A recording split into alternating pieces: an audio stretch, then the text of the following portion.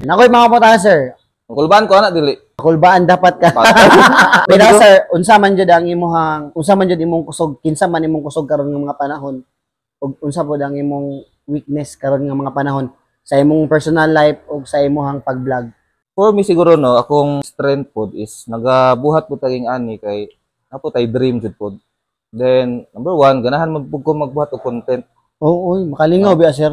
Kapoy siya kay pag-shoot sa video para ni karon mag-edit pa ka. Edit pa jud. Then ang result wa jud mananaw. Okay ra. Pero ako ra man gipakilid kay love man ako akong buhat. Then maka-express pod ba.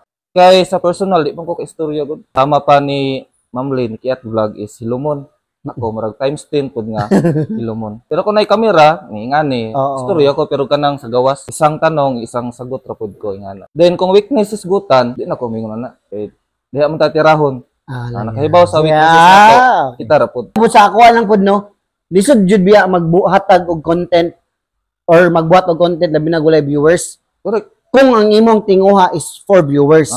Pero kung nagay kay passion or commitment as a content creator, maluya jud ka kung walay mo tan-aw. Correct. Pero passion nimo inana, believe jud ko ni sir no nga kuan. Mo nang please follow UBC channel ha guys. Suportahan na to si sir guys sa iyang channel. Kung gusto mo mga idea nga mga the best dia about sa mga Bisaya dia. So no, kay makaluya biya sir, or viewers sir. Kung viewers pa lang ko nag-focus, hambay ra ko ni undang. Uy. Imagine na mo gasto gud kog pila ka oras sa kwarta mag-create og video then ending 200 rim nan-aw. Di makaingon po ko grabing uban no say sayaw ra 100,000 may tan-aw. Pero tungod kay passion man nato, okay ra.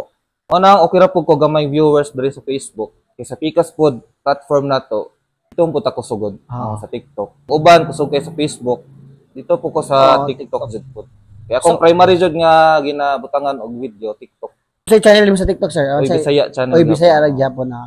Karon sir, unsa man imong masulti sa mga ubang content creator karon no? Nga naminaw nga nagtanaw sa to ang podcast karon. Unsa imong mahahatag sila advice? Kung istorya sa ilahan no, sa katang bag-o pa o kanang dugay, for me siguro, number one, ma-appreciate jud ko. Napo diha ka nang maibog bitaw ta kay grabe na kay ni sila okay, taas na kayo. Ang uban wala kay effort. Pero kana siya, niabot sila sa taas, ila man ang gitrabahoan gud. Wala man gud niingon nga nagsugod kag 100,000 followers.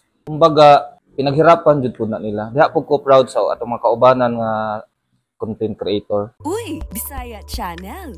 Ang channel para sa mga Bisaya.